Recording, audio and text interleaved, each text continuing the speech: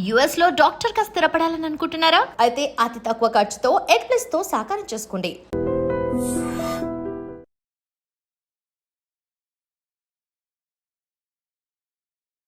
అంటే సార్ ఇప్పుడు ఎవరికైనా కానీ టెస్ట్ చేసిన వెంటనే ఇప్పుడు ఐటీ ఎంప్లాయీస్లో 100% వాళ్ళకు కూడా గ్రేడ్ 1 ఫ్యాటీ లివర్ అనేది కూడా ఉంటుందని కామన్గా చెప్పారు కదా. సో అంటే వాళ్ళ సిమ్టమ్స్ కానీ ఎలా అయినా గుర్తుపట్టాలంటే ఎట్లా సార్ అది? జనరల్గా ఫ్యాటీ లివర్లో గ్రేడ్ 1 నుంచి 4 వరకు ఉంటాయండి. ఏ గ్రేడ్లో కూడా అతనికి ఏ ప్రాబ్లం ఉండదు, ఏ కంప్లైంట్ ఉండదు. నేను అందుకే అన్నాను కదా, జనరల్ చెకప్లోనే దొరుకుతారు యాక్చువల్గా వీళ్ళంతా. ఓకే. కాకపోతే గ్రేడ్ 4 ఏంటంటే కొంచెం ఫ్యాట్ ఎక్కువ ఎక్యుములేట్ అవుతుంది. వాళ్ళకి ఏంటంటే లివర్ కొంచెం సైజు పెరుగుతుంది అనమాట. పెరిగినప్పుడు వేగ్గా అప్పుడప్పుడు రైట్ సైడ్ రిప్స్ కింద పెయిన్ వస్తుంది. వేగ్గా ఏదో హెవీగా ఉన్నట్టు, ఎందుకంటే లివర్ సైజ్ పెరిగింది కదా, బరువు పెరిగింది కాబట్టి. సో కొంచెం ఏదో వేగ్గా ఉంది. మనం ఏం చేస్తామంటే ఏదో ఎస్జిటీ ఉందో, లేకపోతే నిన్న బిర్యానీ తిన్నాం కాబట్టి ఈరోజు అరగలేదు, ఏదో సమ్ అన్ఈజీ ఉంటుంది తప్ప డైరెక్ట్గా ఫ్యాటీ లివరు సిగ్నిఫికెంట్ పెయిన్ జరగడం కుదరదు. సిగ్నిఫికెంట్గా ఒక పేషెంట్కి ఫ్యాటీ లివర్లో పెయిన్ వచ్చిందంటే అర్థము వేరే ఏదో ప్రాబ్లం ఉన్నట్టు లెక్క. అప్పుడు ఏం చేస్తామంటే మనం స్కాన్స్ అవన్నీ చేసి ఆ ప్రాబ్లమ్స్ ఏమీ లేవని క్లియర్ చేసి ఆ పెయిన్ని ఫ్యాటీ లివర్కి పెడతాము. అంటే ఇట్స్ ఎక్స్క్లూజన్ అనమాట. ఫ్యాటీ లివర్లో పెయిన్ రావడం జరగదు.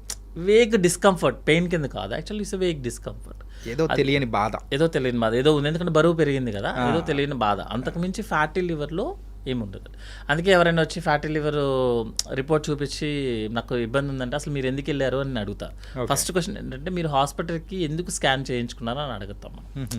వేరే కంప్లైంట్ వల్ల ఇది కనిపించింది అంతే. సో ఫ్యాటీ లివర్లో ఇష్యూస్ ఏముండదు, అంటే కంప్లైంట్ ఏముండదు.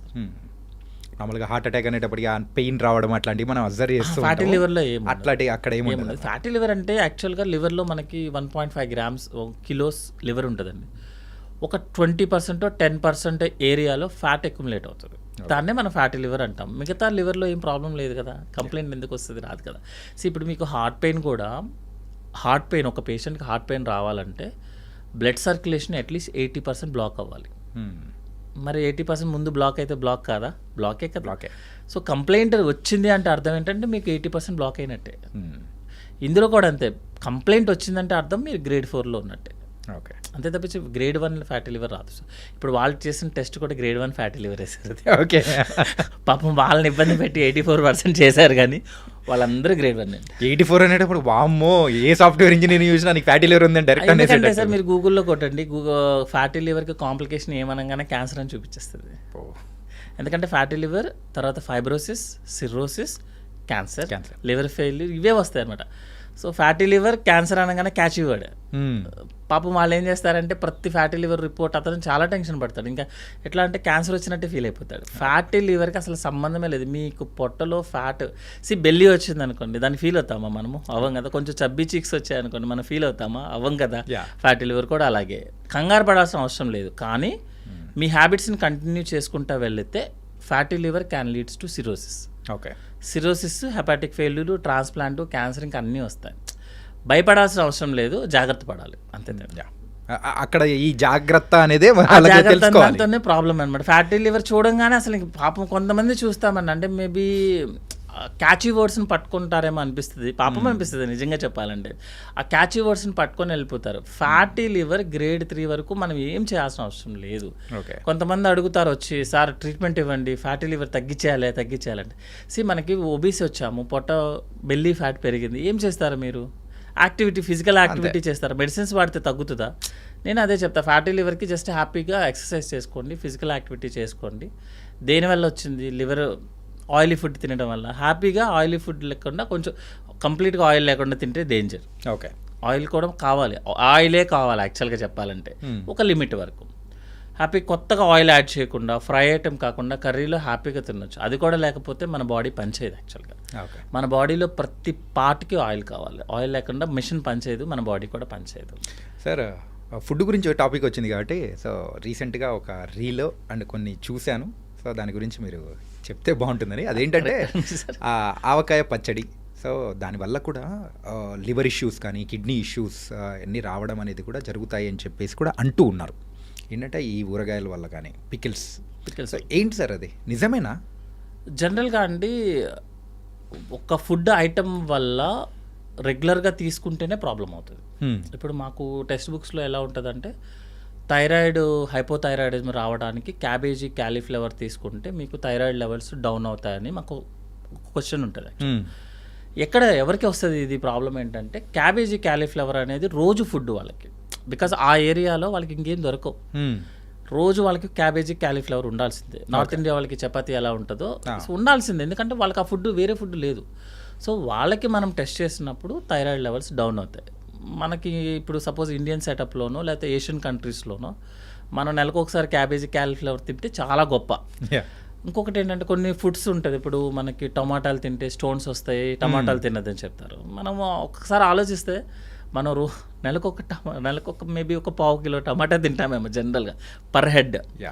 లేదు టమాటా తింటే కిడ్నీ స్టోన్స్ వస్తే టమాటా తినొద్దని చెప్తారు. టమాటా తింటే మీరు antioxidants, anti cancer agent. Cabbage cauliflower అనేది anti cancer agent, antioxidants, healing power చాలా ఫాస్ట్ ఉంటుంది. మీరు ఒక ఫుడ్తో ఒక డిసీజ్ని డిసైడ్ చేయడానికి లేదు యాక్చువల్గా. రెగ్యులర్గా తీసుకోవడం అనేది రాంగ్. ఇప్పుడు మీరు పిక్కిల్ ఇది తీసుకున్నారనుకోండి, మన ఇండియన్ సెటప్లో పిక్కిల్తో తింటేనే వీఆర్ ఫీలింగ్ లైక్ హ్యాపీ. మీరు పిక్కిల్ని ఒక కాంబినేషన్లో తీసుకుంటే లేక పప్పుతో ఆయిల్తో ఒక కాంబినేషన్లో తింటేనే we will be feeling happy. అట్లాగని రోజు తీసుకుంటే గ్యాస్ట్రిక్ ఇట్స్ వెరీ డేంజర్ యాక్చువల్గా రోజు అనేది. ఎందుకంటే మీరు పిక్కిల్ తయారు చేసే విధానం చూసుకుంటే యాక్చువల్గా మనకు వచ్చేస్తుంది. యాక్చువల్గా పిక్కిల్ ఎట్లా తయారు చేస్తాము అంటే అన్ని ఐటమ్స్ యాడ్ అవుతాయి. Main is spicy pepper add అవుతుంది, కారము, దాంట్లో ఒక ఆయిల్ యాడ్ అవుతుంది. ఒక ఆయిల్ ఎలా చేస్తారు అని తెలుసు కదా, ఫుల్ ఆయిల్ పెడితే తప్ప అది ప్రిజర్వ్ అవ్వదు, ఎందుకంటే 1 year ఉండాలండి, సమ్మర్ టు సమ్మర్ ఉంటుంది. సో అది కూడా ఏంటంటే మొత్తం నింపాలి, ఆ ముక్క అంతా లోపల అయ్యేదాకా అది ఊరాలి అని చెప్తారు యాక్చువల్గా. అది ఉంటే తప్ప ఆ టేస్ట్ రాదు. అంటే మీకు ఆ కంప్లీట్ ఆయిల్లో, అది కూడా 1 year oil without any sterilization, మీరు జాడీ లాంటి దాంట్లో పెడతారు. మీరు ఆయిల్ని 1 year పాటు అలాగే ఉంచి విత్ ఫుడ్ మెటీరియల్స్తో ఉంచినప్పుడు ఎంత రియాక్షన్ ఉంటుంది. బట్ ఏంటంటే ఒక టేస్ట్ కోసమో ఒక ఫీలింగ్ కోసమో కొంతమంది అది లేకపోతే అవ్వదు. అట్లాగనే అదేదో సర్వరోగ నివారణి లాగో లేకపోతే అది తింటే ప్రాబ్లం లేదు యాక్చువల్గా. కానీ అప్పుడప్పుడు ఎప్పుడైనా if you are not feeling well, మనం తింటే మనకు బాగుంటుంది అని చెప్పారు. ఇప్పుడు నేను ఉన్నాను అనుకోండి, నాకు వీక్లీ వన్స్ ఆ పిక్కిలు పప్పు కలపకపోతే I will not feeling happy. ఎందుకంటే అదే కదా ఫస్ట్ నుంచి మనం అదే కదా, అదే సినిమాలో చూపించినట్టు ఒక్కసారి నాలిక మీద పచ్చడి తగిలితేనే అదో ఆనందం. అంతేనే మనము ఎక్కడి నుంచి స్టార్ట్ అయ్యాము. ఎందుకంటే మీరు ఇప్పుడు ఉంటే విలేజ్ బ్యాక్గ్రౌండ్లో వచ్చిన ఏ మూవీస్ కూడా ఫ్లాప్ అవ్వవు జనరల్గా, అట్లీస్ట్ ఓటీటీలోనే హిట్ అవుతాయి. బికాజ్ అందరము అక్కడి నుంచి వచ్చిన వాళ్ళు. ఎక్కడి నుంచి వచ్చినా ఫైనల్గా మనం ఎంత సిటీ బ్యాచ్ అయినా సరే విలేజ్ బ్యాక్గ్రౌండ్ నుంచి మనకు అది టచ్ అవ్వగానే విల్ ఫీల్ లైక్ మనం బాగున్నాం అన్న ఫీలింగ్ వస్తుంది. మనం ఫుడ్ ఐటమ్స్ కూడా అక్కడి నుంచి వచ్చినాయి కదా, మీరు ఎన్ని పిజ్జాలు బర్గర్లు తిన్నా, అంత డిఫరెంట్ డైట్లు మీరు ఫాలో అయినా ఒక్కసారి అది పడితేనే విల్ ఫీల్ లైక్ హ్యాపీ. దానికోసం తప్ప ఆ ఫుడ్ వల్ల ఎక్కువ తీసుకుంటే ఎసిడిటీ రావటం, ఎందుకంటే ఆయిల్ ఫుడ్ కాబట్టి.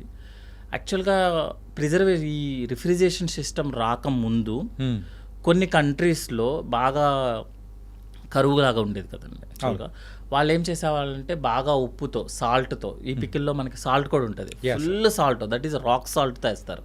రెగ్యులర్ సాల్ట్, మన అయోడైజ్ సాల్ట్ ఉండదు అందులో. యాక్చువల్గా రాక్ సాల్ట్ అయితేనే పికిల్ వస్తుంది.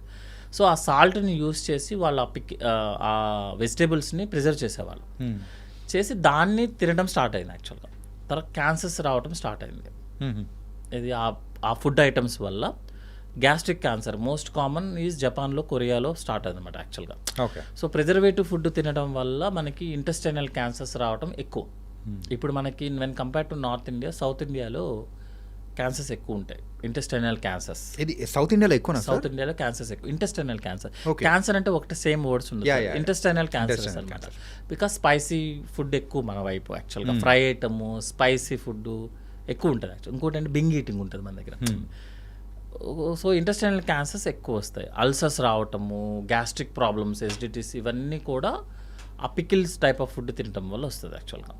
సో ఎక్కువ తినడము తప్పే, అట్లాగనే మీరు అసలు తినకూడదని చెప్పడం అనేది రాంగ్.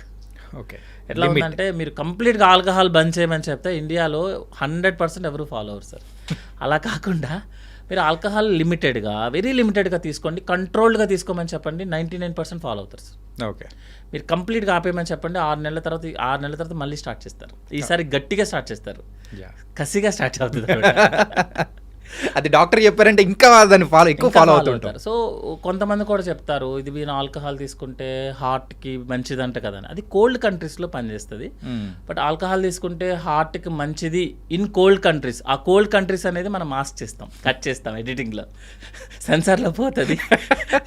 అంటే ఈవెన్ మేము పెట్టినా పీపుల్ అది వినరు సార్. ఆ డాక్టర్ చెప్పారు అంతవరకే తాగడం మంచిది అంట అని చెప్పేసి అదే కోల్డ్ కంట్రీస్లో వర్క్ అవుతుంది. అట్లాగని కంప్లీట్గా ఆపేమన్నా కూడా ఆపరు సార్ ఎవరు ఆల్రెడీ, ఎందుకంటే అది సోషల్ డ్రింక్ అయిపోయింది యాక్చువల్గా. మనకి చిన్న నార్మల్ వాటర్ ఎలాగో ఇప్పుడు అది సోషల్ డ్రింక్ అనమాట. అందుకనే పికిల్స్ దగ్గర కూడా వచ్చేటట్టుగానే పికిల్స్ తీసుకోవడం అనేది సేఫ్ కాదు సార్. అది ఏమి చెప్పినా కూడా అది ఆల్రెడీ ఓల్డ్ నుంచి మనకి ప్రూవెన్ అనమాట. ఇప్పుడు మనం కూడా రోజు కంటిన్యూస్గా 1 వీక్ పికిల్స్ తీసుకొని తినండి, గ్యాస్ మండకపోతే అప్పుడు అడగండి. గ్యాస్ మండుతుంది, మోషన్ ప్రాబ్లం అవుతుంది, యూరిన్ మండుతుంది. ఎందుకు మండుతుంది? డైరెక్ట్గా మన పికిల్ ఏమన్నా మోషన్లో వచ్చేస్తుందా? కాదు కదా. ఆ డైజెషన్ ప్రాసెస్సే ప్రాబ్లం అవటం వల్ల ఇదంతా అనమాట. అట్లాగనే అసలు కంప్లీట్గా అవాయిడ్ చేయండి అని చెప్తే మనం అనేది ఫీలింగ్ పోతుంది. మన లైవ్లీనెస్ కూడా ఉండాలి కదా మనకు కూడా. సో అది పోతుంది. సో వీక్లీ వన్స్ అనేది ఓకే, నాట్ కంటిన్యూస్. ఇంకా మనం జనరల్గా పికిల్స్ అంటే మనం ఎవ్రీడే చేసే పికిల్స్ కూడా ఉంటుంది యాక్చువల్గా. That is okay. డైలీ అంటే ఎవ్రీడే చేసుకుంటారు జనరల్గా, అది 1-2 టైమ్స్ అనేది దట్స్ ఓకే. బట్ ఏంటంటే ఏదో కంటిన్యూస్గా అనేది అది మండుతుంది యాక్చువల్గా. అన్ని గ్యాస్ట్రైటిస్ వస్తుంది, ఇండైజెషన్ ప్రాబ్లమ్స్ వస్తాయి. ఇంకోటి ఏంటంటే ఒక ప్రోడక్ట్తో కొంతమంది చెప్తారు యాక్చువల్గా ఈ ప్రోడక్ట్ తింటే anti cancer agent పికిల్లో.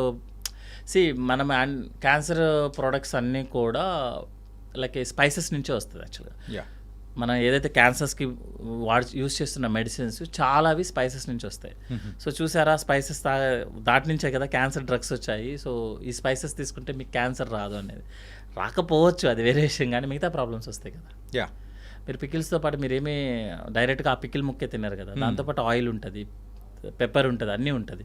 Next salt ఉంటుంది, హై సోడియం ఉంటుంది. ఇప్పుడు ఉన్న లేటెస్ట్ గైడ్లైన్స్ ఏంటంటే sugar, easily available sugar and high sodium is a more danger than anything, even alcohol also. Alcohol smoking కన్నా మనకి sugar, sodium is a more danger అనమాట. Okay. అవన్నీ add అవుతాయి కాబట్టి పికిల్ అనేది అవాయిడ్ చేయడం అనేది సేఫ్. ఓకే, గుర్తుపెట్టుకోండి. ఎప్పుడో ఒకసారి అయితే ఓకే, కానీ ఎప్పుడో రెగ్యులర్గా అయితే ఓకే సార్, నో ప్రాబ్లం. ఎప్పుడో ఒకసారి ఈవెన్ స్మోకింగ్ ఆల్సో ఓకే, ఎందుకంటే లైవ్లీనెస్ కోసం. కాకపోతే ఏంటంటే కంటిన్యూస్ చేయడం అనేది రాంగ్. ఎందుకంటే ఆ రెండు మనకి ఆల్రెడీ మన సొసైటీలో వచ్చేసాయి అన్నీ. ఇంకా మనం ఏమి మెయిల్ ఫీమేల్ ఏం డిఫరెన్స్ లేదు. ఇప్పుడు ఎందుకు ఉన్నదాన్ని అడ్జస్ట్ చేసుకుందాం, ఉన్నటిల్లో బ్యాడ్ హ్యాబిట్ కాకుండా దాన్ని గుడ్ హ్యాబిట్ కింద మార్చుకుందాం. అంటే అమౌంట్ తగ్గిస్తే గుడ్ హ్యాబిట్ అవ్వచ్చు మేబీ. అంటే సార్ ఓవర్గా స్ట్రెస్గా ఫీల్ అయిపోయామంటే సో దానివల్ల ఈ గ్యాస్ట్రిక్ ప్రాబ్లం అనేది కూడా ఎక్కువ అవుతుంటుందని చెప్పేసి కొంతమందిలో నేను విన్నాను. So is it true? Sir ఇప్పుడున్న దాంట్లో ఒక యాడ్ ఉంటుంది యాక్చువల్గా, సకల రోగ నివారణ జిందా తెలిసి మాతలాగా. సకల రోగాలకి ప్రాబ్లం స్ట్రెస్. మీరు యూ నేమ్ ద ఒక ప్రాబ్లం వచ్చిందని చెప్పండి, బ్యాక్గ్రౌండ్లో స్ట్రెస్ ఉంటుంది యాక్చువల్గా. కొన్ని డిసీజెస్ వదిలేసేయండి, అవి జెనెటికల్లీ ఇంప్రింట్ అయ్యి వచ్చేస్తాయి. మిగతా ఏ ప్రాబ్లం చూసినా కూడా స్ట్రెస్. ఎందుకంటే స్ట్రెస్తో పాటు మనం ఫుడ్ హ్యాబిట్స్ మారిపోతాయి, మన లైఫ్ స్టైల్ మారిపోతుంది, ఫిజికల్ యాక్టివిటీ ఉండదు. ఇవన్నీ స్ట్రెస్లో మనకు ఒక ప్యాకేజ్ లాగా వస్తాయి అన్నమాట యాక్చువల్గా. సో ఇప్పుడు సపోజ్ ఒక స్ట్రెస్ ఉన్న పేషెంట్ ఉన్నారనుకోండి, అతని యొక్క బేసల్ మెటబాలిక్ రేట్ హైలో ఉంటుంది. ఓకే. హార్మోన్ స్ట్రెస్ అంటే ఏంటి, మనం టెన్షన్ పడుతున్నాము, సో మన ప్రొటెక్టివ్ మెకానిజమ్స్ అన్నీ hormones, adrenal level, non adrenal అన్నీ రైజ్ అయిపోతాయి. అంటే ఏదో పాప ఈ అబ్బాయికి ఏదో టెన్షన్ ప్రాబ్లం వచ్చింది, మనం ఏదో హెల్ప్ చేద్దామని చెప్పి హార్మోన్స్ రిలీజ్ అయిపోతాయి. హార్మోన్స్ రిలీజ్ అవ్వగానే మనకి జ్యూసెస్ యాక్టివేట్ అయిపోతాయి. సో జ్యూసెస్ యాక్టివేట్ అవుతే గ్యాస్ట్రైటిస్ రావటము, ఇండైజెషన్, వామిటింగు, మైగ్రేన్ హెడేక్స్ రావటము, loose motions, everything will come. కొంతమందికి కాన్స్టిపేషన్, అసలు మోషన్కి వెళ్ళరు, ఎందుకంటే అతనికి ఫిజికల్ యాక్టివిటీ ఉండదు, టైంకి ఫుడ్ తీసుకోడు. స్ట్రెస్ అనేది ప్యాకేజ్ సార్, అది అన్నీ వస్తాయి, కలిపి వస్తుంది యాక్చువల్గా. ఓన్లీ స్ట్రెస్ పడేసి ఫుడ్ టైంకి తీసుకోవడము, యాక్టివిటీ ఉండడం అది జరగదు కదా. స్ట్రెస్ అంటే మీకు అన్నీ ఉంటాయి, మిగతా కూడా ఉంటాయి. వాటి వల్ల ఎస్డిటీ రావటము, ఇండైజెషన్, లూజ్ మోషన్స్ అనేది కామన్. ఓకే. మనం దాన్ని ఐబిఎస్ అంటాం అనమాట, ఇరిటబుల్ బవల్. మీ మైండ్ బాగా యాక్టివ్గా ఉందనుకోండి, అంటే పనికి మాలిన పని మీద యాక్టివ్గా ఉందనుకోండి సార్, మీ బవల్ బాగా యాక్టివ్లో ఉంటుంది. అంటే బవల్ బాగా యాక్టివ్ ఉందంటే పైనుంచి ఏమో gastric problems, bloating, belchings, vomitings, nausea, lower part నుంచి ఏమో లూజ్ మోషన్స్, కాన్స్టిపేషన్, పెద్ద దగ్గర బాత్రూమ్కి పరిగెత్తడము అన్నీ ఉంటాయి అన్నమాట. సో మైండ్ బాగా యాక్టివ్గా పెడితే బవల్ బాగా యాక్టివ్గా ఉంటుంది. మజిల్ బాగా యాక్టివ్ అంటే లైక్ ఫిజికల్ యాక్టివిటీ బాగా చేస్తే బవల్ రోజుకి ఒకసారి మాత్రమే యాక్టివ్ అవుతుంది అనమాట, అంటే మోషన్ బాగా. సో మన మజిల్ బాగా యాక్టివ్గా ఉంటే you will be feel happy, very హ్యాపీగా ఉంటుంది. ఓకే. బ్రెయిన్ యాక్టివ్లో ఉంచితే కష్టం. అంటే బ్రెయిన్ యాక్టివ్ అంటే పనికొచ్చే పనుల మీద, పనికి మాలిన పనుల మీద కాదు. ఈ స్ట్రెస్ అనేది ఇంత అంటే మన కంప్లీట్ బాడీ మీద ఇంత ప్రెషర్ చూపిస్తుందని మాత్రం అనుకోలేదు సార్. సార్ ఇప్పుడు మీరు ఆల్కహాల్ తీసుకున్నారనుకోండి, అది డైజెషన్ లివర్ మీద పడుతుంది. సో లివర్ ఫెయిల్యూర్ అవ్వటము, ఫ్యాటీ లివర్ రావటం. మీరు స్మోక్ చేశారనుకోండి, లంగ మీద మ్యాక్సిమం అయితే బ్లడ్ సర్క్యులేషన్ మీద పడుతుంది. మీరు స్ట్రెస్ తీసుకున్నారనుకోండి, brain master of our body, all సిస్టమ్స్ని డిస్రెగ్యులేట్ చేస్తుంది. ఇది లోకల్ యాక్షన్ కాదు, international action, pan India film ఇది స్ట్రెస్ అనేది. ఓకే. సో మేము బ్రెయిన్ కదా అది, స్ట్రెస్ అనేది బ్రెయిన్ సార్. సో మొత్తం యాక్టివ్లోకి వెళ్ళిపోతుంది అన్నీ. ఇదే టైంలో ఏం చేస్తుందంటే మజిల్ని యాక్టివ్ తగ్గించేస్తుంది. మీ మజిల్ యాక్టివిటీ ఉండదు, ఎక్సర్సైజ్ చేయరు, మీరు స్ట్రెస్లో ఉంటారు, ఫుడ్ తీసుకోరు, ఇంకొకటి స్ట్రెస్లో ఉంటారు, అన్ని ఆల్కహాల్, స్మోకింగ్, డ్రగ్స్ అన్నీ తీసుకుంటారు, ఎన్ని ఎక్కువైపోతుంటాయి. అది అవాయిడ్ చేయడానికి ఎక్కువైపోతుంది. ఎందుకంటే నేను టెన్షన్లో ఉన్నా మందు తాగుతా, హ్యాపీగా ఉన్నా మందు తాగుతా. సో ఇవన్నీ ప్యాకేజ్, ఎక్స్ట్రా ప్యాకేజ్ అనమాట. సో మీరు ఆల్కహాల్ తీసుకుంటే లివర్ ప్రాబ్లం, స్మోకింగ్ తీసుకుంటే lung problem or blood circulation problem, stroke problem. Stress తీసుకున్నారనుకోండి మొత్తం బాడీ మొత్తం ప్రాబ్లం, మొత్తం షెడ్కి వెళ్ళాల్సిందే. మళ్ళీ అది ఇవి ఏం చేస్తారంటే ఎందుకు ఇన్ని టెన్షన్స్ వస్తాయి. ఒక పేషెంట్ ఎవరైనా సరే ఒక డాక్టర్ ప్రిస్క్రిప్షన్ కన్నా ఎక్స్ట్రా ప్రిస్క్రిప్షన్తో వచ్చాడు మన దగ్గరికి అంటే బ్యాక్గ్రౌండ్లో స్ట్రెస్ ఉంటుంది. ఓకే. రిపోర్ట్స్ చూడండి, అన్ని బ్లడ్ రిపోర్ట్స్, యూరిన్, అన్ని స్కానింగ్స్ అన్నీ నార్మల్ ఉంటాయి, కానీ పేషెంట్కి చాలా ప్రాబ్లమ్స్ ఉంటాయి. చాలా ప్రాబ్లమ్స్ అంటే అతను వేగ్ ప్రాబ్లమ్స్ చెప్తాడు అనమాట. లైక్ ఇండైజెషన్ ఉంది సార్, మోషన్ రెగ్యులర్గా వెళ్ళాలి, కొంచెం తిన్నా మోషన్కి వెళ్ళాల్సి వస్తుంది సార్, సోషల్లో కలవలేకపోతున్నాను, ఇవన్నీ చూడంగానే మొత్తం ఒక ఫైల్ తీస్తారనమాట. హైదరాబాద్లో ఉన్న గ్యాస్ట్రో హాస్పిటల్స్ అన్నీ ఉంటాయి అందులో. పెద్ద పెద్ద సార్లు అన్నీ అందరు ఉంటారు పాపం, అన్ని అన్నీ చేయించుకుంటారు, మనం ఏం అడిగితే చేయించుకుంటారు అనమాట. కానీ అసలు యాక్చువల్ పాపం బ్యాక్గ్రౌండ్ ఏంటంటే ఆ స్ట్రెస్. కానీ అక్కడ మా రిపోర్ట్స్లో మాత్రం ఏముండదు కదా. ఏముండదు సార్, స్ట్రెస్ అనేది it's a activity. Okay. It's current టైప్లో అనమాట. ఎక్కడ చూపిస్తాను, ఓన్లీ లైట్ మాత్రమే కనిపిస్తుంది, కరెంట్ కనిపిస్తుంది కదా. మైండ్లో ఉంటుంది. అతనితో పాటు 10 మంది అటెండర్స్ వస్తారు, వాళ్ళ ముందు ఓపెన్ అవ్వలేడు, తన ప్రాబ్లమ్స్ ఎవరికి చెప్పలేడు. యాక్చువల్గా చెప్పాల్సిందేమో సైకాట్రిస్ట్ దగ్గరికి. మనం ఏం చేస్తామంటే సైకాట్రిస్ట్ అనగానే కొంచెం వేరేగా ఆలోచిస్తాము, సినిమాలలాగా జోక్స్ వేసుకోవడం అట్లా ఉంటుంది. సో ఇప్పుడు లేటెస్ట్గా అంతా స్ట్రెస్సే సార్. ఓకే. ఎక్కువ స్ట్రెస్, ఊరికే బాడీని స్ట్రెయిన్ చేయడము, మన ఏజ్కి తగ్గట్టు బిహేవ్ చేయము మనం జిమ్స్లోనూ వాటిల్లో. దీనివల్లే మెయిన్ ఇష్యూ. అది కంప్లీట్ గట్ హెల్త్ మీద ఇంపాక్ట్ పడుతుంది అంతా గట్ హెల్త్ అండి. ఎందుకంటే జనరల్గా ఇప్పుడు అందరూ గట్ హెల్త్ అనే నెక్స్ట్ ట్రెడిషన్ ఏంటంటే బ్రెయిన్ తర్వాత సెకండ్ బ్రెయిన్ లాంటిది గట్ అనమాట. మనకి మొత్తం న్యూరాన్స్, హార్మోన్స్ అన్నీ కూడా గట్ నుంచి రిలీజ్ అవుతాయి. ఓకే. సో గట్ని అనవసరంగా మనము ఇలాంటి స్ట్రెస్ లెవెల్స్తోనూ, పిచ్చి ఫుడ్ హ్యాబిట్స్తోనూ అన్నీ చేయడం వల్ల గట్ని ఇబ్బంది పెడుతున్నాం. కాబట్టి ఇప్పుడు గట్ హెల్త్ ప్రోగ్రామ్ అని ఇప్పుడు లేటెస్ట్ ఈ ఇయర్ మొత్తం ఆల్మోస్ట్ ఈ డెకేడ్ అంతా గట్ హెల్త్ మీదే ఉంటుంది. ఓకే. సో ఏదైనా సోషల్ అవేర్నెస్ ప్రోగ్రామ్సే కదా. సో గట్ హెల్త్ అనేది ఇంపార్టెంట్. ఆఫ్టర్ బ్రెయిన్ తర్వాత gut health. Okay sir, gut health గురించి మనం మాట్లాడుతున్నాం కాబట్టి రీసెంట్ టైమ్స్లో డైట్ అనేది కూడా ఫాలో అవ్వడం అనేది కూడా చాలామంది స్టార్ట్ చేశారు. అంటే ముందు ట్రెడిషన్ ఉంది, కాకపోతే ఈ మధ్యకాలంలో ఆ ట్రెడిషన్ కూడా ఎక్కువ అయిపోతుంది. ఆ డైట్ అనేది చేస్తేనే మన బాడీ అనేది బాగుంటుందంటారా? కంపల్సరీ డైట్ అనేది కంపల్సరీ కాదనేది జస్ట్ అంటే మనం పక్కన యాడ్ చేసుకున్నాం అనమాట.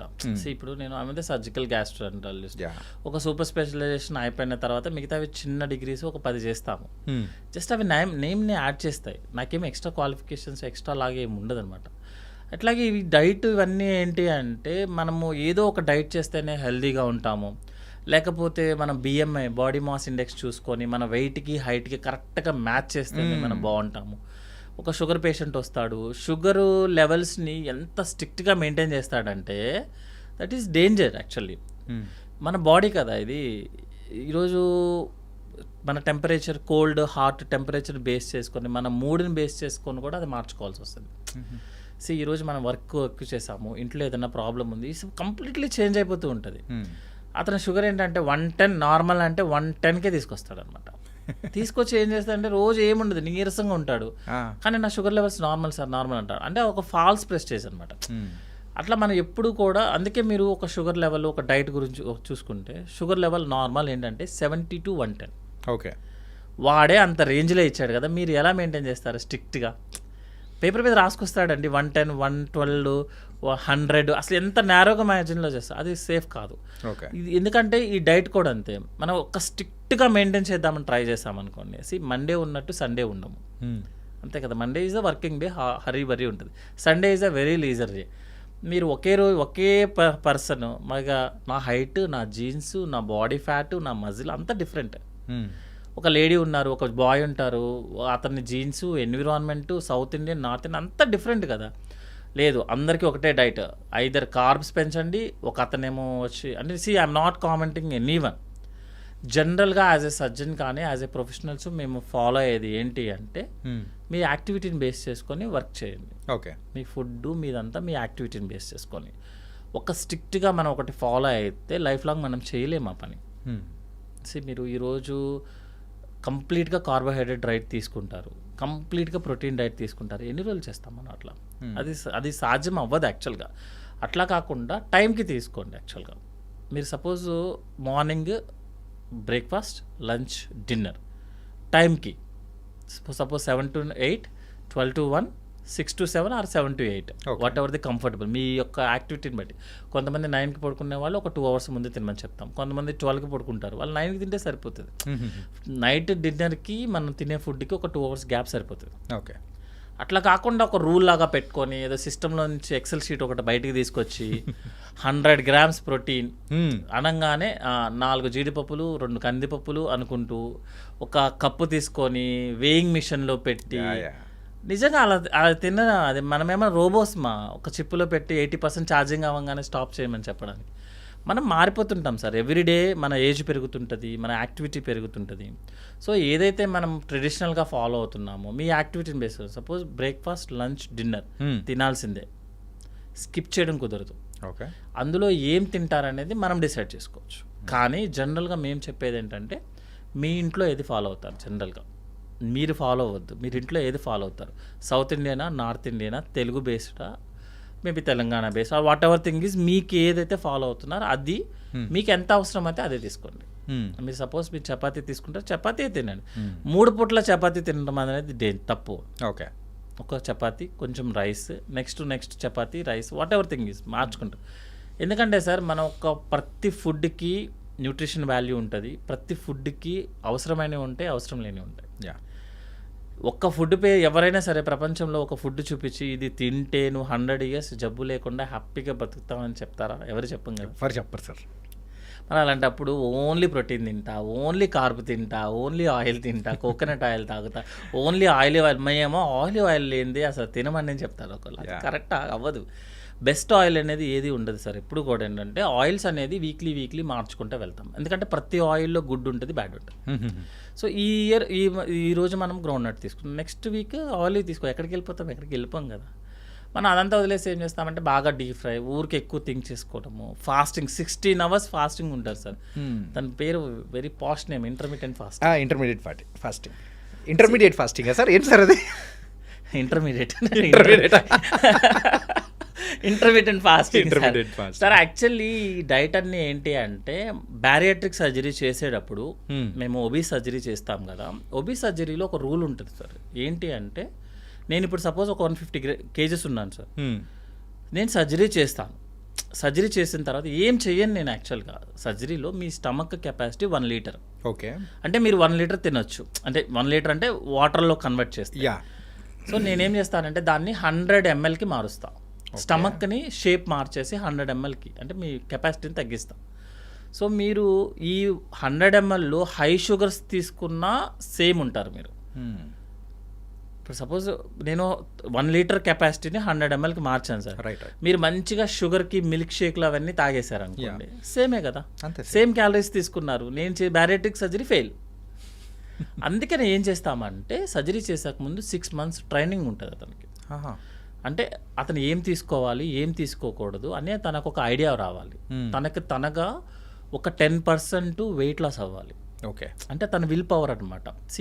ఒబిసిటీ అనేది ఒక సైకాట్రిక్ ప్రాబ్లం యాక్చువల్గా. పాపం తనకేం సంబంధం లేదు, తనకు తినకపోతే ఆగలేడు యాక్చువల్గా. అందుకే నేను చేస్తాను, ఒబిసిటీ ఉన్న ప్రతి పేషెంట్ సైకాట్రిక్ కౌన్సిలింగ్కి వెళ్తాడు ఫస్ట్. వెళ్ళి తనకి ఏదైనా వేరే ఇష్యూస్ ఉన్నాయి అన్నీ చెక్ చేసుకోవాలి. ఓకే. చెక్ చేసుకున్న తర్వాత ఒక 6 months తనకు ఒక ట్రైనింగ్ పీరియడ్ ఉంటుంది యాక్చువల్గా. అంటే మనం ఒక డైట్ ఇచ్చి ఇది నువ్వు ఫాలో అవ్వాలని చెప్పాలి. చెప్పి ఒక యాక్టివిటీ ఇస్తాము, ఒక 30 minutes to 1 hour యాక్టివ్గా ఉండాలి. అంటే తనకి ఏంటంటే తన బాడీ మీద తన కంట్రోల్ వచ్చేస్తుంది. ఓకే, నేను ఇది తినొచ్చు, ఇది తినకూడదు. అతను ఓన్గా ఒక 10% kg వెయిట్ లాస్ అవ్వాలి, 10% వెయిట్ లాస్ అవ్వాలి. అంటే మోటివేట్ అవ్వాలి. అప్పుడు బ్యారెట్రిక్ చేస్తాము. లేకపోతే బ్యారెట్రిక్ నెక్స్ట్ రోజు మార్నింగ్ ఫెయిల్ అయిపోతుంది. మీరు చేసేసాను 100 ml, మీరు 1 liter తినకుండా హ్యాపీగా మిల్క్ షేక్లు తాగేశారనుకోండి, మిల్క్ షేక్లు షుగర్ సిరప్లు తాగేశారనుకోండి, ఆకలి తట్టుకోలేదు, గంటకి తినేశారనుకోండి సార్, గంటకి 100 ml చొప్పున తిన్నారనుకోండి, ఫెయిల్ కదా, సర్జరీ ఫెయిల్. దానికోసం క్రియేట్ చేసిన డైట్లు ఇవన్నీ యాక్చువల్గా. ఇంటర్మీడియట్ ఫాస్టింగ్ కానీ, కీటో డైట్లు కానీ, ప్రతి దాన్ని మనం జనరల్ పబ్లిక్కి వాడేస్తున్నాం. ఓకే. జనరల్ పబ్లిక్ ఏంటంటే ఎప్పుడైనా ఒక 6 monthsకో లేకపోతే ఏదైనా సర్జరీకి వెళ్ళడానికి ముందు కొంచెం వెయిట్ లాస్ అయితే రిజల్ట్స్ బాగున్నాయి అనుకోండి, that is okay. Life long ఈ సేమ్ డైట్లు యూస్ చేయడం కుదరదు sir. It's a very danger యాక్చువల్గా. ఎందుకంటే కీటో డైట్ వాడుతున్న చాలా మందికి కిడ్నీ ఇష్యూస్ వస్తున్నాయని ఆల్రెడీ తెలుసు, ఎవ్రీబడి ప్రూవెన్. నిజమా సార్? మీరు ప్రోటీన్ ఎక్కువ తీసుకున్నారు సార్, ప్రోటీన్ డైజెస్ట్ అవ్వాలి కదా, దాన్ని బై ప్రొడక్ట్ ఎవరు రిలీజ్ చేయాలి బయటికి? కిడ్నీ. సరే, మీరు కిడ్నీ 100 years కోసము ఇంత డయాలసిస్ చేయడం కోసమని మనకి క్రియేట్ అయింది. ఇంత ప్రోటీన్ని మీరు డైజెస్ట్ చేయమని కిడ్నీ మనకి బాడీ లోపలికి వచ్చింది. మీరు రోజు 60 grams ప్రోటీన్ ఇవ్వాల్సిన వాళ్ళు మీరు 200 grams ప్రోటీన్ రోజు ఇచ్చారనుకోండి, ఎన్ని రోజులు పనిచేస్తుందో చెప్పండి? హాఫ్ పడిపోతుంది కదా. సరే, సింపుల్, ఇస్ మిషన్. మీ ఇష్టం వచ్చినట్టు రోజు ఇచ్చేటప్పుడు మీరు వాటర్ కూడా, మీకు ఆల్రెడీ మన పెద్దవాళ్ళు చెప్తారు కదా, వాటర్ ఎంత పడితే అంత తాగకూడదని చెప్తారు. 3 to 4 liters is the correct. కొంతమంది ఏం చేస్తారంటే యుద్ధం చేసినట్టు వాటర్ బాటిల్ పట్టుకొని అదొక పోస్ట్ లాగా ఫటా తాగుతూనే ఉంటారు, యూరిన్కి వెళ్తూనే ఉంటారు. మీరు రోజుకి 3 liters చొప్పున ఫిల్టరేషన్ చేయడానికి మీ కిడ్నీ తయారు చేశారు, దేవుడు ఇచ్చాడు మనకి. ఓకే. దాన్ని మీరు రోజు 5 లీటర్లు పోసారనుకోండి, దాని వర్కింగ్ కెపాసిటీ తగ్గిపోతుంది, మిషన్ తగ్గిపోతుంది కదా సార్. ఎక్కువ రోజులు నడిస్తే కాలు అరిగిపోదా? సేమ్ కాన్సెప్ట్ కదా. మీరు ఎక్కువగా ఒక ప్రోడక్ట్ని పంపిస్తున్నారు, మన బాడీ ఎన్ని రోజులు డైజెస్ట్ చేస్తుంది, ఎన్ని రోజులు వాడుకుంటాం మనం దాన్ని. ఓకే, దానివల్ల ప్రాబ్లం. సో యాజ్ ఎ సర్జన్గా నా వైపు నుంచి యాజ్ ఎ ప్రాక్టీషనర్, మనము ఒకళ్ళు చెప్పిన దాన్నో లేకపోతే ఒక చోట ప్రూవ్ అవ్వచ్చు సార్, ఏముండదు, ఇది ప్రూవ్ అవటంలో తప్పేం లేదు యాక్చువల్గా.